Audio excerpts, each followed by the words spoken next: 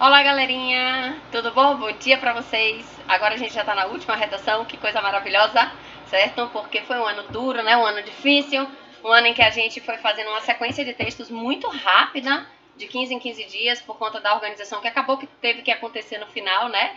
Do ano. E eu queria dizer a vocês o seguinte, que todas as orientações passadas servem para a orientação da prova final agora também, certo? Continuamos fazendo dissertação, continuamos estudando o mesmo tipo de texto, e eu queria que vocês pensassem no seguinte, já que o tema aponta para benefícios da tecnologia em relação à juventude, ou seja, a vida de vocês, certo? Eu queria que vocês listassem em primeiro lugar todos os benefícios que vocês conseguem se lembrar, logicamente com suporte também de textos e leituras da internet. Essa lista é o brainstorm, aquele momento inicial em que a gente faz a tempestade de ideias, em que a gente consegue fazer a estruturação do texto e de possíveis desenvolvimentos que a gente vai ter. Porque quando a gente vê a quantidade de assunto que a gente tem para tratar, a gente até acha 25 linhas ou 30, pouco, né? Diante da possibilidade que a gente tem de escrever, porque acaba se tornando muito maior na hora que a gente tem uma diretriz legal realmente para a abordagem do texto. Então, presta atenção a isso, certo? Brainstorm em primeiro lugar, lista de aspectos positivos que a tecnologia trouxe para a vida de vocês. O conforto, a diversão, a alegria, a união da família, a união dos amigos, o conhecimento de pessoas, a viagem navegando pela internet no mundo inteiro. E, enfim, aquilo que vocês conseguirem lembrar, tá bom? E conseguirem pesquisar também. A gente pode fazer, certo? No mínimo, 3 parágrafos num texto dissertativo. E aí vem a abordagem de um parágrafo de introdução, um parágrafo de desenvolvimento mínimo, pode ser 2, lógico, até 3, tá? Desenvolvendo o assunto, a abordagem, o ponto de vista, e um parágrafo para concluir no final. Então, o texto pode ter 5 parágrafos, porque é um texto curto, de 25 linhas, ele pode ter 3 parágrafos apenas, mas ele não pode ter nenhum nem 2 parágrafos somente, tá? Então, só revisando isso aqui, porque eu sei que vocês já sabem. Vamos lá, então, ao que interessa nesse momento. A gente pode ter, então, a situação de exploração na introdução, certo? Das novidades da tecnologia.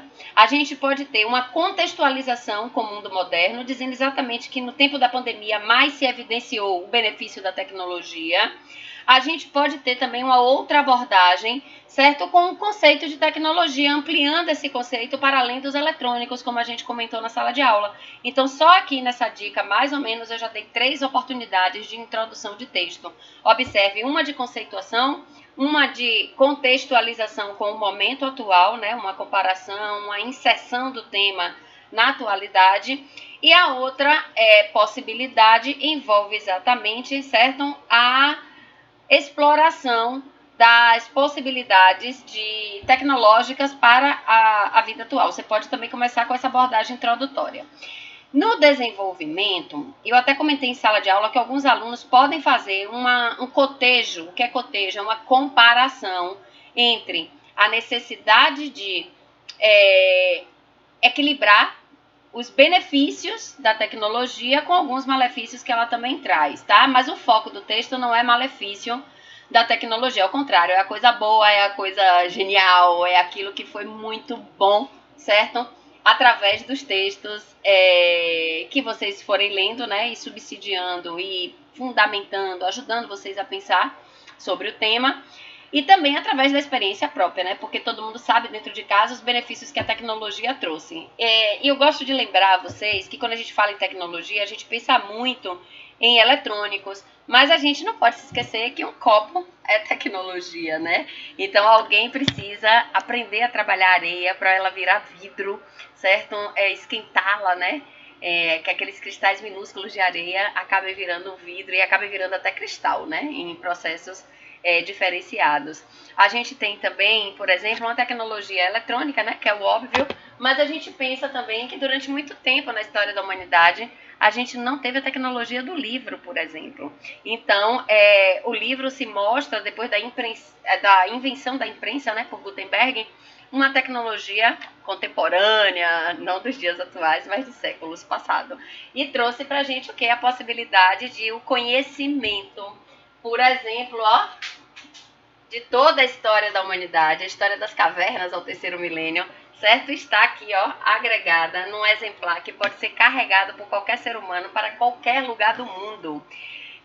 A gente falou também da questão da convergência de mídias. O que é a convergência de mídias, né? O celular, por exemplo, que hoje traz diversos aparelhos dentro dele, um fax, uma impressora, um telefone, né? E aqui a gente fez assim, ó, um telefone antigo, certo? A gente tem, eu tenho aqui do lado, né, um fax e uma impressora grandões. A gente tem uma lanterna dentro do celular, né? Então a gente tem uma luz, uma lanterna dentro do celular. A gente tem um GPS dentro do telefone celular. Uma bússola antiga, né? Imagina só.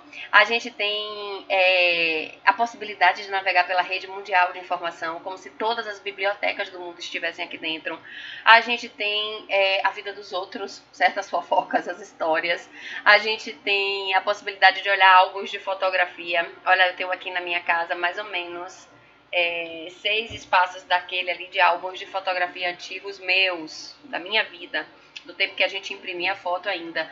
Então você imagina que hoje a gente não imprime mais fotografia já há bastante tempo e as fotografias estão todas aqui dentro do telefone celular. Além disso, a gente tem um videocassete antigo, né? A gente tem a Netflix aqui passando filme pra gente a hora que a gente quiser. A gente tem televisão dentro do celular. Eu digo que só falta fazer suco, né? Mesmo assim a gente pode discar e pedir um suco e o suco aparecer na nossa casa, uma pizza, uma comida gostosa, né, uma lasanha de repente, e o que mais a gente quiser. A gente pode fazer compras online, a gente pode pagar pelo banco. Então, essa convergência de mídias, essa convergência de aparelhos, essa convergência de multifuncionalidades faz com que a tecnologia hoje facilite, dê conforto e, teoricamente, faça sobrar tempo para o ser humano fazer as coisas que realmente importam. O problema também é que a gente anda sobrecarregado, e vocês bem sabem disso, né?